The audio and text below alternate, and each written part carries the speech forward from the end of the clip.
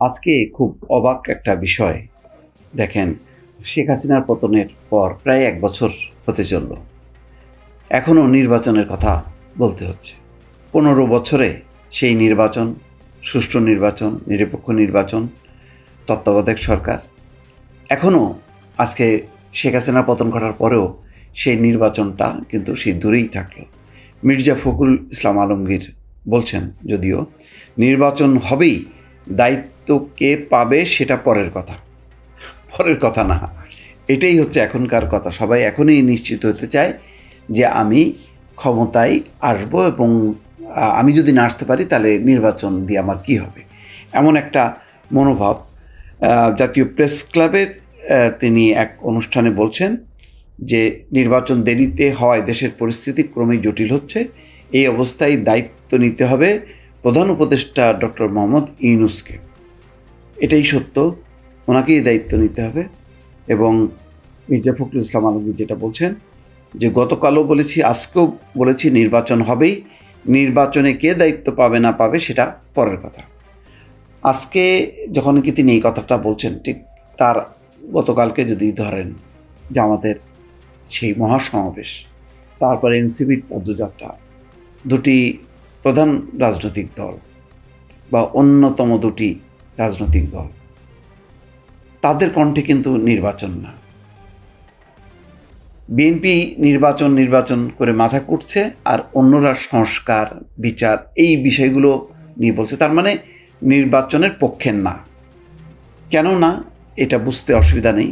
এই অবস্থায় যদি নির্বাচনটা হয়, তাদের ধারণা বিএনপি নিরঙ্কুশ সংখ্যাগরিষ্ঠতা পাবে। তো বিএনপিকে এখন ক্ষমতায় দেওয়ার জন্য কি তারা নির্বাচন চাইবে? চাইবে না। এটা যেমন আওয়ামী লীগ আমলের দৃশ্যটা কী ছিল, তারা উন্নয়ন করত, আর এখন কি বলছে, তারা সংস্কার বিচার। আর আওয়ামী লীগ আমলে উন্নয়ন, নির্বাচন গুরুত্বপূর্ণ ছিল না। নির্বাচনটা যেহেতু ক্ষমতায় ছিল, নির্বাচনের সময় আসলেই তারা আর ওই প্রকৃত যে নির্বাচন বা ভোট সেটা আর দিত না। তার মানে একটা নির্বাচন বিরোধী শক্তি ছিল আওয়ামী লীগ। আজকে দেখেন ঘটনাক্রমে যে জামাত, বিএনপি নির্বাচনের দাবিতে আন্দোলন করলো, সংগ্রাম করলো, তারা জানে যে নির্বাচন হইলে শেখ হাসিনার পতন ঘটবে এবং ক্ষমতার পরিবর্তিত পরিস্থিতিতে বিএনপি জামাত ক্ষমতায় আসবে। আজকে শেখ হাসিনা বিদায় নিল, কিন্তু যারা নির্বাচনের যে শক্তি ছিল সেই শক্তি দুই ভাগে বিভক্ত হয়ে গেল।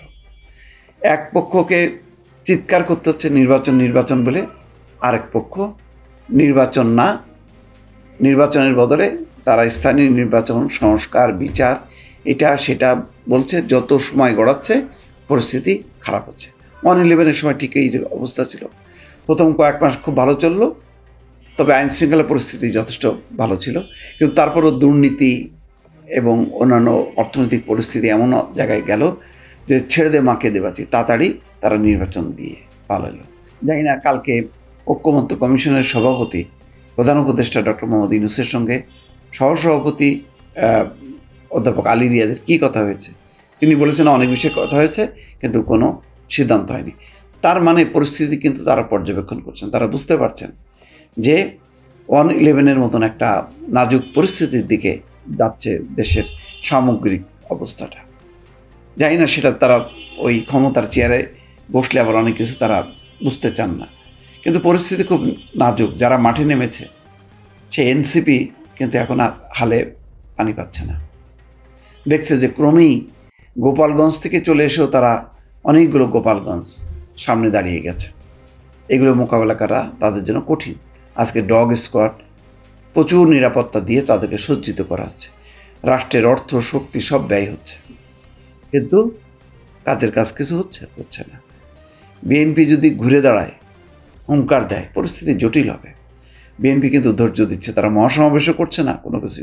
তারা বলছে যে ডক্টর মোহাম্মদ ইউনূসের সঙ্গে এগ্রিমেন্ট হয়েছে, তারা ওই ফেব্রুয়ারি প্রথমার্ধে নির্বাচন হবে, এটার ব্যাপারে আশাবাদী, সেই আশায় বসে আছে। কিন্তু যদি নির্বাচনটা অনিশ্চয়তার একটা পরিস্থিতি তৈরি হয়, তাহলে তারাও যদি মাঠে নামে, আবার জামাত এনসিপিও যদি মাঠে নামে, তাহলে পরিস্থিতি কোন দিকে যাবে? সুতরাং ওই যে দাঁত থাকতে মানে দাঁতের যত্ন নেওয়া বা মাড়ির যত্ন নেওয়া যেমন দরকার, তেমনি ইন্টিরিমের বোঝা উচিত যে তার রেঞ্জটা কতদূর পর্যন্ত তার যাওয়া উচিত। এখন ওই যে যেটা মির্জা ফখরুল ইসলাম আলমগীর যে কথাটা বলেছেন যে মানে এই অবস্থায় দায়িত্ব নিতে হবে প্রধান উপদেষ্টা অধ্যাপক মোহাম্মদ ইউনূসকে, আসলেই তাই।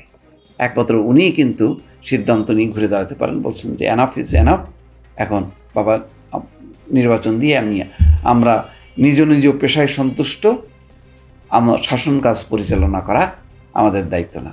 প্রথম যেই ভাষণে তিনি যে কথাটা বলেছেন সেই দিকেই নিবদ্ধ হওয়া উচিত। দর্শক ভালো থাকবেন, আল্লাহ হাফেজ।